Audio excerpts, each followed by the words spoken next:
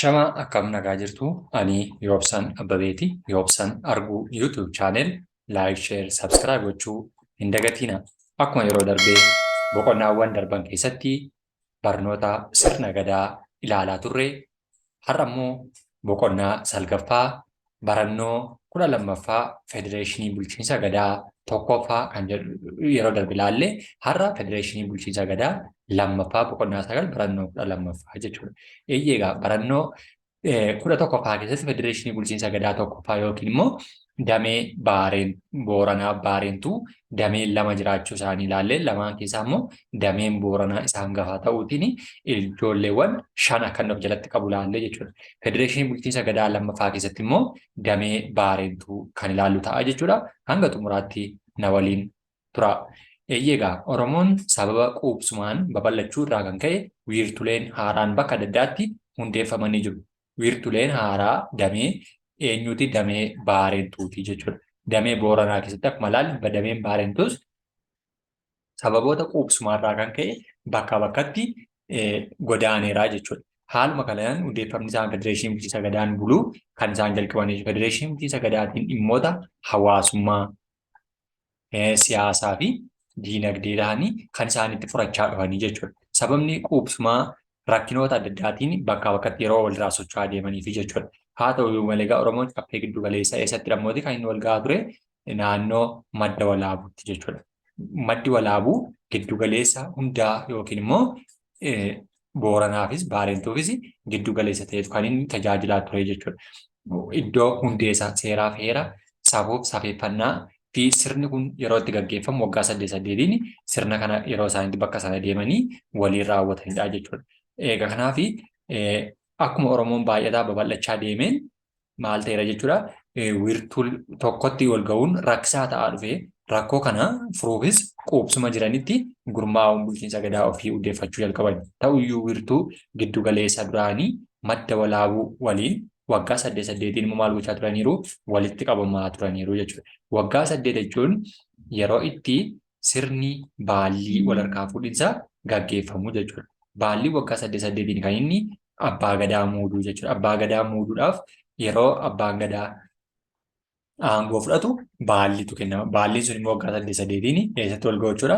Madda walaabuutti wal ga'u jechuudha. Madda walaabuu jechuun bakka hundee jalqabaa yookiin immoo Booranaa fi Baarentuuti jechuudha. Giddu galeessa isaanii ta'etu kan inni tajaajilaa ture jechuudha. Kanaaf madda walaabuutti wal ga'uutiin sirna kana maal gochaa turan jechuudha?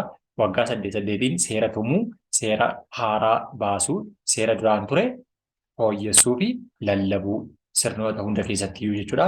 Giddu galeessa godhataniitu itti Booranaanis Baarentuunis itti gaggeeffachaa turanii jechuudha. Kun immoo kan inni ta'eef sababoota babal'achuu yookiin immoo walirraa fageenyaan sirni kun gaggeeffamaa waan dhufeef yookiin immoo hawaasni dafee wal akkaataa rakkoo furuu danda'uuni jechuudha. Jilli kunis mallattoo tokkummaa Oromoo ta'uun walitti isaan fidaa ture. Wiirtuleen caffee gadaa bakka adda addaatti argaman abbaa muudaa bira deemuun odeeffannoo adda addaa seera gadaa jabeeffachaa har'a gahanidha. Abbaan muudaa kan nuti jennu abbaan muudaa yeroo tokko muudamee jennaan waggoota hamma gaafa umuriidhaan biyya lafaarra jirutti kan taa'u jechuudha. Abbaan muudaa jechuun nama raagduu jechuudha. Nama raagduu yookiin immoo nama ayyaana qabeessa jechuudha.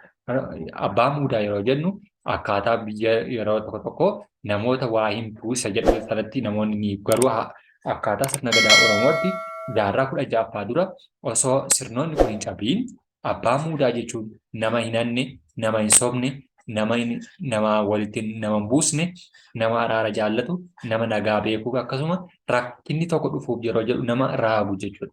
Toshattuu isa jennu osoo hin taane nama waan sirrii duwwaa nama kadhate argachuu danda'u jechuudha. Nama hawaasa bukkeetti kabajamu jechuudha. Isa sana ture adeemsota keessa garuu jaarraa 16ffaa booddee sirnoonni biraa yeroo dhufanii cabsaniin abbaan muudaa kun cabee gara maaliitti jijjiirame? Gara qaallichaatti jijjiirame. Qaallichaa jechuun immoo isaa hangafa wantoota hangafa kennaa alaatti malee sin ajjeesa kanan si godhaa hangafoota yookiin ijoollee dubaraa bareedduu argee jennaan loon cimtuu argee jennaan naaf idiisa jedhu ta'ee jechuudha. Kana waggaa jaarraa 16ffaa dura garuu abbaa muudaa jechuun raagduusa dhugaa uummata kanaaf dhaabbatu abbaa gadaa kan qajeelchu kan gorsu ture jechuudha. Kanaaf caffee gadaa bakka adda addaatti argaman abbaa muudaa bira deemuun odeeffannoo adda addaa fi seera gadaa jabeeffataa dhagahaniiru jedha. Kanaafidha jechuudha kun seerri kun kan inni tumame yookiin immoo kan inni baroota hedduudhaafis faayidaa laachaa kan inni agarraatti deemee jechuudha. Kanaaf sirnoota kana keessatti sirna ittiin bulmaata mataasaa kan danda'e qabaachuutiin kan inni wal gaggeessaa turedha jechuudha. Inni kan biraan haa ta'uyyuu malee jilli muudaa walaabuu kan kun jalqaba jaarraa 19ffaatti sababa gita bittaa yeroo sanaatiin addaancachuu danda'eera. Akkuma jalqaba jedhe jilli abbaa muudaa yookiin immoo bakka sana deemanii isa gaafachuu kuni jaarraa 16ffaa yeroo sirni kun gaggeeffamaa ture. Jaarraa 16ffaa dura sirna seeraan gaggeeffamaa ture. 16, 17, 18 gaafa 19ffaa immoo giti bittaa yookiin immoo rakkoon yeroo isaan mudatutti yeroo qaamni biraan dhufee sirna kana cabsu sirna kana guutummaa guutuutti balleesse. Sababni isaa kun kan keenya miti yookiin kan diinaati kan seexanaati immoo maal jechuutiin akka kun faallaa isaan dhugaa dubbaturraa akka inni faallaa ta'uu taasiseera jechuudha. Kanaan jaarraa 19ffaa keessatti giti bittaa cabsuu danda'eera jechuudha. Jaarraa 16ffaa keessa dameewwan baareentuu sababa qubannaa caffee madda walaabuu irraa fagaatanii Oromiyaa fi Oromiyaan ala bahanii jechuudha. Oromiyaa fi Oromiyaa ala bahuu isaanii bahuutiin jaarraa 16ffaa booddee kan isaan sirni kun jalaa cabee jechuudha. Yeroo sirni kun jalaa cabeetti maal ta'e abbaan muudaa kun hattuu isa nama saamu, isa nama doorsisu, isa sin ajjeesa, isa qoricha sitti hojjetatu jedhu sana jalaa ta'e jechuudha. Achumaan Oromoo maal ta'e wal dhabe yookiin immoo wal amantaa yeroo inni dhabeetti jaarraa 16ffaa 19ffaa booddee ta'e jechuudha. Kanaaf sirni kun sirna dhugaan hojjetu ture adeemsa garuu kanaan jalaa cabeera jechuudha. Egaa madda walaabuurraa yeroo fagaatanis Oromiyaa alatti bakka adda addaa akka isaan qubatanidha jechuudha. Dameen baareentuu madda walaabuurraa yeroo quubsumaan fagaataa deemanitti maal ta'aniiru jechuudha. Sirna ittiin bulmaata isaanii kana guutummaa guututti hin ganne yoo sirnoonni kaan dhufanii harkaa cabsan yookiin isaan harkatti dhiibbaa uumeyyuu jechuudha. Madda walaabuurraa quubsumaan socho'uun caffee mataa isaanii ijaarrachuu federeeshinii bulchiinsa gadaa uummatan. Isaanis immoo garee afuritti baafataniiru jechuudha. Ijoollee afur godhateetu yookiin immoo tuulamni ijoollee afur kan inni horate jechuudha. Ijoollee afur gurguddoo yookiin immoo gosa afur jechuudha. Kanaatiin naannolee jiraate guutummaatti iyyuu sirna kana osoo hin balleessin osoo hin cabsiin buleeraa jechuudha. Haa ta'u dhiibbaan adda irratti taasifame Oromiyaa alatti faca'anii yeroo jiraachaa turanitti jechuudha. Isaan keessaa inni tokkoffaan siikoo mandoodha jechuudha. Tokkoffaan ijoollee baareentuu yookiin hangafaa kan Booranaa keessatti ijoollee 5 laallee kan baareentuu keessatti immoo 4dha jechuudha. Isaan keessaa siikoo mandoo, 5 walloo, ittuun baannaa fi 4 qalloodha jechuudha. Warri kun ijoollee Booranaa, ijoollee baareentuu 4 jennaan. Ijoollee Booranaa 5 laallee, ijoolleen baareentuu immoo 4 kanaa jechuudha. Ijoollee Booranaa akkuma 5 ilaalle 5 isaanii immoo ijoolleewwan hedduu akka isaan horan jechuudha. Isaan keessatti ijoolleen baareentuu immoo warra kana 5 jechuudha. Siikoo mandoo fi damee bulchiinsa yookiin immoo federeeshinii isaan jalatti gaggeeffamaa turan keessatti 5 isaanii yeroo ilaallu warreen kanaa jechuudha isaanii.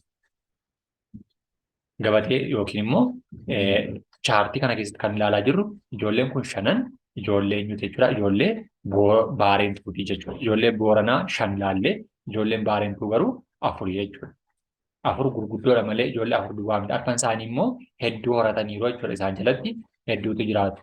Haa ta'uyyuu malee garuu warreen hundee baareentuu ta'an 4 jechuudha. Siikoo mandoo, 5 walloo, ittuun baannaa, 4 qalloodha jechuudha. Isaan tokko tokkoon kan ilaallu ta'a jechuudha. Egaa siikoo mandoo yeroo ilaallu giddugaleessi isaanii yookiin giddugaleessi siikoo mandoo manbaa kan jedhamudha jechuudha. Yookiin gumii gadaa siikoo mandoo odaa roobaatti kan isaan sirna kana gaggeeffachaa turan yookiin immoo kan isaanii giddugaleessa wiirtuu isaanii godhatanii tajaajilaa turan jechuudha. Ijoolleen baareentuu keessaa inni tokko jechuudha.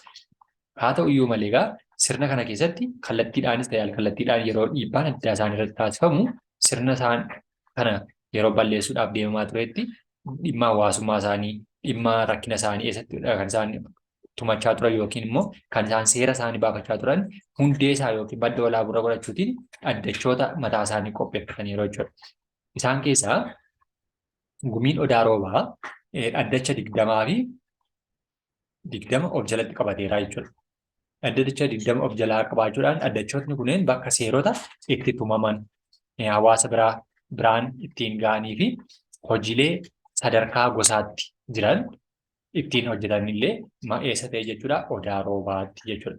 Wiirtuu isaanii yookiin manbaa yookiin immoo gumii gadaa siikoo mandoo kan ta'e odaa roobaati jechuudha. Odaan roobaa kun dhaddacha yookiin dhaddacha kan nuti jennu bakka itti wal falmiin seeraa gaggeeffamu yookiin immoo namoonni itti seera isaan jalaa dabe yookiin immoo seera ittiin wal kabachiisan itti tumatan dhaddacha 20 of jalaa qabaata jechuudha. Kan eenyu kan Siikoo Mandoo ijoollee Booranaa ijoollee Baarentuu isa jalqabaa keessaa jechuudha. Isaanis immoo kan gosaallee kan keessatti ilaalamu yookiin immoo kan gosaallee kan keessatti seerri isaanii tumamu jechuudha. Kanaatiif naannoo kanatti kan isaan sirna kana gaggeessaa turan jechuudha. Inni kan biraanii dhaddachoota odaa roobaa jalaa jiran keessaa 11 laga waabeetti gara bahaatti yoo argaman 9 immoo waabeen gara dhiyaatti argamu. Dhaddachoonni seeratti tumaa turan kun jechuudha. Dhaddachoota 20 qabu jenneerraa dhaddacha odaa roobaatti gaggeeffamu keessaa 20 dhaddachoota 20 kana keessaa 11 laga waabeetiin gara bahaatti kan argamu yommuu ta'u 9 immoo eessatti argama waabeen gara dhiyaatti argama jechuudha.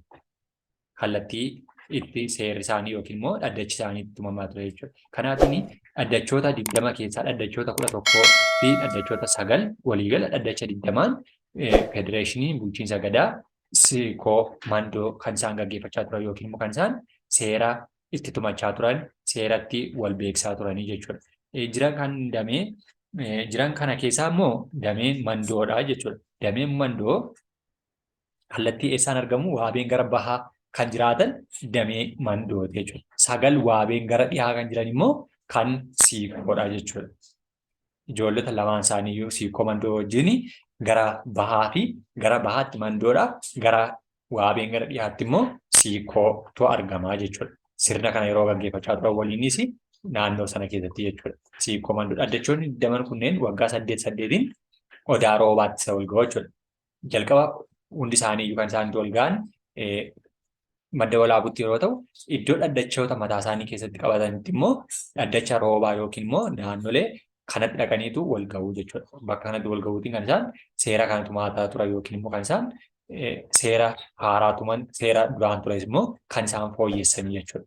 Kanaatiin Siikoo Mandoo gara waabeen gara bahaa fi gara dhiyaatti kan argaman keessaa gara bahaatti Mandoodha.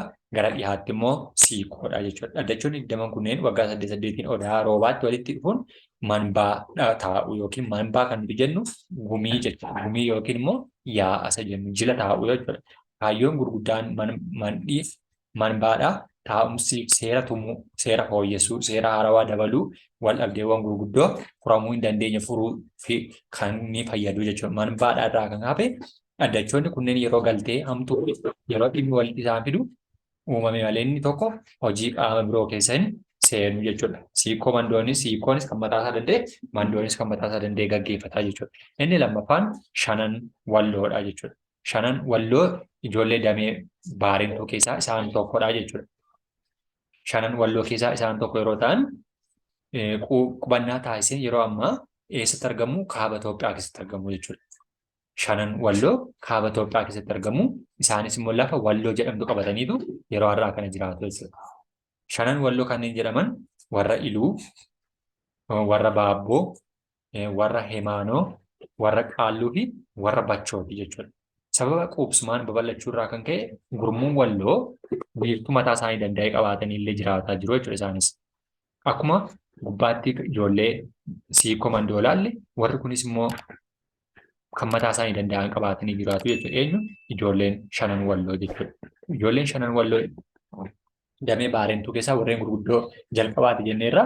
Isaan keessaa immoo ijoollota kana of jalatti qabatee jira jechuudha. Shanan Walloo kan jedhaman warra Iluu, warra Baabboo, warra Hemaanoo, warra Qaalluu fi warra Bachoo jedhamaniitu shan of jalaa qabaa jechuudha. Ijoolleen Shanan Walloo kan nuti jennu. Shanan Walloo turtii yeroo dheeraan booda cafee ofii hundeeffataniiru isaanis. Wiirtuun haaraa hundeeffame kunis odaan isaanii yookiin immoo wiirtuun isaaniitti wal ga'an odaa Garaadoo jedhama. Odaa Garaadoon kan ijoollee Shanan Walloo ijoollee Baarentuu keessaa isa guddaa ta'etu isaan tajaajilaa jechuudha. Odaa Garaadoon wiirtuu giddu galeessaa madda walaabuu irraati. Kan isaan ammas hundee guddaa yookiin immoo cimaa godhatanii immoo sirna kana kan isaan ittiin wal kabachiisan yookiin kan isaan ittiin wal fufsiisanii federeeshinii mataa isaanii gaggeeffatanii jechuudha. Odaan Garaadoo giddu galeessa gadaa Walloo ta'uun dhimmoota hawaasummaaf siyaasa dinagdee Oromtichaa akkuma federeeshinii Oromoo birootti hiikaa as ga'ee jechuudha. Odaa Garaadoon ijoollota shanan amma jenne warra Iluu, warra Baabboo, warra Emaanoo fi warra Qaalluu, warra Bachoo kun bakka isaanitti wal gahanii seera madda walaabuurraa fudhatan kan isaanitti wal jijjiiran Odaa Garaadootidha jechuudha. Odaan Garaadoo ijoollee shanan walloof kan tajaajiludha jechuudha. Inni sadaffaan Ittuu Humbaanaati. Ittuu Humbaanaan damee Baarentuu keessaa isa tokko yoo ta'an yeroo ammaa hedduminaan baha Oromiyaa keessa jiraataa jiru. Akkuma suuta caffee giddugala madda walaabuurraa qubsumaan fagaatanii caffee mataa isaanii bakka adda addaatti illee hundeeffachuun kan isaan jalqabanidha jechuudha. Wiirtuu Ittuu Humbaanaan hundeeffama keessaa muraasni isaanii Odaa Bultuum, Odaa Yaatuu kanneen jedhaman kan eenyuuti jechuudha. Kanan kan Ittuu Humbaanaati jechuudha. Ijoollee Ittuu Humbaanaa keessatti akkuma jalqaba gubbaatti kan shanan walloo laalle ijoolleen Ittuu Humbaanaas damee Baarentuu keessaa warreen gurguddoo jalqabaati jechuudha. Haa ta'uyyuu malee isaanis giddu galeessa caffee mataa isaanii hundeeffatanii kan isaan itti ol tajaajilaa turan yookiin immoo sirna gadaa kana itti fufsiisanii deemaa turan jechuudha. Akka fakkeenyaatti Odaa Bultuum, Odaa Yaatuu Galmee kan jedhamu, Odaa Gubbaa, Odaa Gubbaa Guutuu, Odaa Quunnee, Odaa Madda Daabis kanneen jedhaman ijoollee eenyutu ijoollee Ittuu Humbaanaadhaaf wiirtuu giddu galeessa isaanii kan ta'e tajaajiludha jechuudha. Sababni odaawwan namni kun baay'ataniif immoo walirraa fageenya kan isaan naannoo giddu galeessa Oromiyaa keessa yeroo jiraatanitti walirraa fageenya naannoo isaanii isaan mudateen bakka naannoo isaaniitti yookiin akkaataa fageenya isaaniitti Odaa Bultuum, Odaa Yaatuu Galmee, Odaa Gubbaa Guutuu, Odaa Quunnee fi Odaa Madda Daabis kan jedhamu kan hundeeffataniitu keessatti wal gaggeessaa turan. Odaan Bultuum caffee giddu galeessa seerri Ittuu Humbaanaa fi afran qalloo itti tumamudha jechuudha. Kan lamaan isaaniiyyuu kan itti deemnu ta'a. Kan afran qalloo kan fuulduratti ilaalludha jechuudha. Itti tumamu kan lamaan isaanii jechuudha. Ittuu Humbaanaa fi afran qalloo kan itti tumamudha jechuudha. Wiirtulee haaraa kan isaan hundeeffachaa turanis bakka sana keessatti seerota lamaan isaaniidhaaf tumamee hundeeffaman heera Odaa Bultuumitti tumaman dhimmoota hawaasummaa fi dinagdee hiikuu. Odaan Bultuum wiirtuu seeraa fi heerri wiirtulee biroo tumaman turan walitti qabuun xumura itti argatanidha jechuudha. Kan eenyu kan Ittuu Humbaanaa keessatti jechuudha. Ittuu Humbaanaa fi afran qalloon caffee giddugala Odaa Bultuum waliin qabu. Odaan Bultuum kan waliigala isaaniiti. Kan eenyu Ittuu Humbaanaa fi afran qallooti jechuudha. Odaawwan hafan garuu kan Ittuu Humbaanaa qofatu achitti wal gahaa jechuudha. Odaa Bultuumni garuu kan afran qalloos kan Ittuu Humbaanaas ta'e tajaajilaa jechuudha. Kanaatiin sirna kana gaggeeffataa kan isaan turan jechuudha. Inni kan biraanii afran qalloodha jechuudha. Damee Baarentuu keessaa tokko afran qalloo. Innis afran qalloonis akkuma ijoollee warreen kaan adda addaa qaban afran qalloon illee akkasuma ijoollota mataasaa dandeenye qabaataa jechuudha. Yookiin immoo ilmaan mataasaa qabaatee odaa mataasaa kan inni hundeeffatee jiru jechuudha. Isaan keessatti inni tokkoffaan ilmaan afran qalloo kan nuti jennu ala kan jedhamu ilmaan afran qalloo keessaas tokkodha jechuudha. Ala, baabbilee fi daga yookiin obbora kanneen jedhaman ijoollee afran qallooti jechuudha. Damee Baarentuu keessaa inni tokko afran qalloo yeroo ta'u, afran qalloon immoo ilmaan ala, baabbilee, dagaa fi obbora jedhaman of keessatti qabataa jechuudha. Maatiin afran qalloo yeroo ammaa Oromiyaa gara bahaatti jechuudha. Yookiin naannolee Hararii fi naannoo Dirree Dawaa keessa Oromoo jiraatanii keessatti walii argamu. Innis caffee mataa isaanii danda'e kan Odaa Bululloo jedhamuun hundeeffataniitu jiraatu jechuudha. Wiirtuu isaaniitti walii galan yookiin immoo gubbaatti Ittuu Humbaanaa fi afran qalloo jenneera. Kan isaanitti wal ga'an yookiin immoo kan isaanitti hundee godhatanii tajaajilaman Odaa Bultuum yeroo ta'u, kan isaan dhuunfaatti qaban immoo Odaa Bululloo jedhama. Odaa Bululloo kan jedhu kana hundeeffachuutiin kan isaan ittiin bulan immoo ijoollee afran qallooti jechuudha. Ijoollee Baarentuu keessaa warri kan biraan isaanidha jechuudha. Odaan Bultuum kan lamaan isaanii Ittuu Humbaanaa fi afran qalloo yeroo ta'u, Odaan Bululloo immoo kan afran qalloo qofaadha jechuudha. Yookiin ijoolleen afran qalloo alaa, baabbilee, dagaa, obboraa jedhaman bakki isaan ittiin wal ga'an immoo Odaa Bululloo jedhamudha jechuudha. Odaa Bultuum walitti dhufeenya uumachuun federeeshinii bulchiinsa gadaa gaggeessaa jiru. Akkasumas dhimmoota adda addaa heeraa fi seera gadaa hiikaa fi furmaata kana kennaa kan gahuu isaaniillee kan mul'isu ijoollee afran qallooti jechuudha. Egaa amma ammaatti kan ilaalle ijoollee Baarentuu yookiin federeeshinii bulchiinsa gadaa lammaffaa ilaalle. Isaan keessaa inni tokkoffaan Siikoo Mandooti. Inni lammaffaan Shanan Walloodha. Inni sadaffaan ittuu humbaannaadha. Arfaffaan afran qalluudha jechuudha. Arfan isaanii ijoollee mataa isaanii fi odaa mataa isaanii ni qabaatu. Kana fakkaataa gaaffii yaada yoo qabaattan naaf laachuu dandeessu.